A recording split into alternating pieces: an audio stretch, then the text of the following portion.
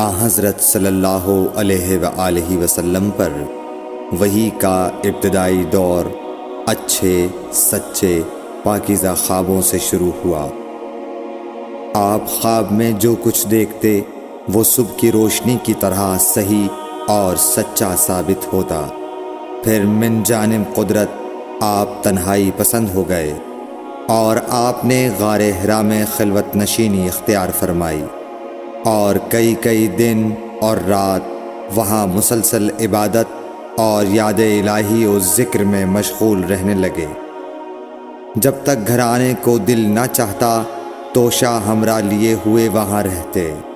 توشہ ختم ہونے پر ہی اہلیہ محترمہ حضرت خدیجہ رضی اللہ تعالی عنہا کے پاس تشریف لاتے اور کچھ توشہ ہمراہ لے کر پھر وہاں جا کر خلوت گزین ہو جاتے۔ یہی طریقہ جاری رہا یہاں تک کہ آپ پر حق منکشف ہو گیا اور آپ غار حرا ہی میں قیام پذیر تھے کہ اچانک حضرت جبرائیل علیہ السلام آپ کے پاس حاضر ہوئے اور کہنے لگے کہ اے محمد پڑھو۔ آپ فرماتے ہیں کہ میں نے کہا کہ میں پڑھنا نہیں جانتا۔ آپ صلی اللہ علیہ وسلم فرماتے ہیں کہ فرشتے نے مجھے پکڑ کر اتنے زور سے بھینچا کہ میری طاقت جواب دے گئی۔ پھر مجھے چھوڑ کر کہا پڑھو۔ میں نے پھر وہی جواب دیا کہ میں پڑھا ہوا نہیں ہوں۔ اس فرشتے نے مجھ کو نہایت ہی زور سے بھینچا کہ مجھ کو سخت تکلیف محسوس ہوئی۔ پھر اس نے کہا کہ پڑھ۔ میں نے کہا میں پڑھا ہوا نہیں ہوں۔ فرشتے نے تیسری بار مجھ کو پکڑا اور تیسری مرتبہ پھر مجھ کو بھینچا۔ پھر مجھے چھوڑ دیا اور کہنے لگا کہ پڑھو اپنے رب کے نام کی مدد سے جس نے پیدا کیا اور انسان کو خون کی پھٹکی سے بنایا۔ پڑھو اور آپ کا رب بہت ہی مہربانیاں کرنے والا ہے۔ بس یہی آیتیں آپ حضرت جبرائیل علیہ السلام سے سن کر اس حال میں غار حرا سے واپس ہوئے کہ آپ کا دل اس انوکھے واقعے سے کانپ رہا تھا۔ آپ حضرت خدیجہ کے ہاں تشریف لائے اور فرمایا کہ مجھے کمبل اوڑھا دو، مجھے کمبل اوڑھا دو۔ لوگوں نے آپ کو کمبل اوڑھا دیا۔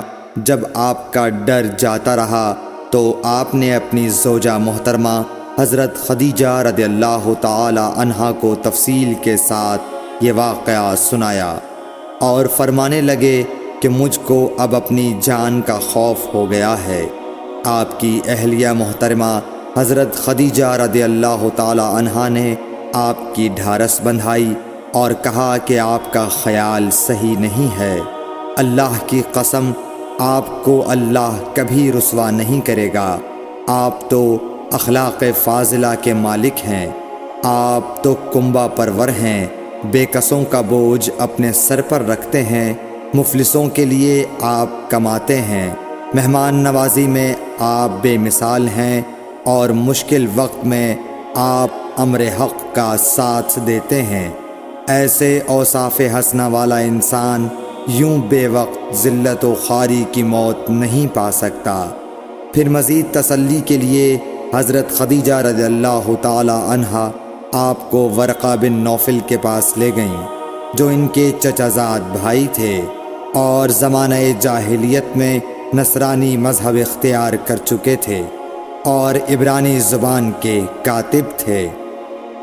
چنانچہ انجیل کو بھی حسب منشائے خداوندی عبرانی زبان میں لکھا کرتے تھے۔ انجیل سریانی زبان میں نازل ہوئی تھی، پھر اس کا ترجمہ عبرانی زبان میں ہوا۔ ورقہ اسی کو لکھتے تھے۔ وہ بہت بوڑھے ہو گئے تھے، یہاں تک کہ ان کی بینائی بھی رخصت ہو چکی تھی۔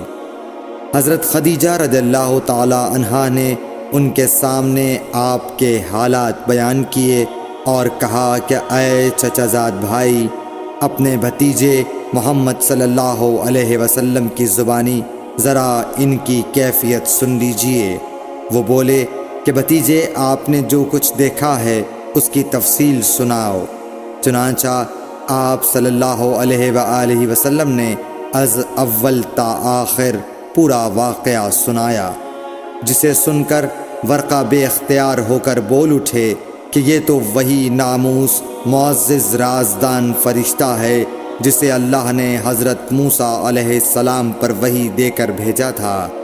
کاش میں آپ کے اس عہد نبوت کے شروع ہونے پر جواں عمر ہوتا، کاش میں اس وقت تک زندہ رہتا جب کہ آپ کی قوم آپ کو اس شہر سے نکال دے گی۔ رسول کریم صلی اللہ علیہ وآلہ وسلم نے یہ سن کر تعجب سے پوچھا کہ کیا وہ لوگ مجھ کو نکال دیں گے، حالانکہ میں تو ان میں صادق و امین و مقبول ہوں؟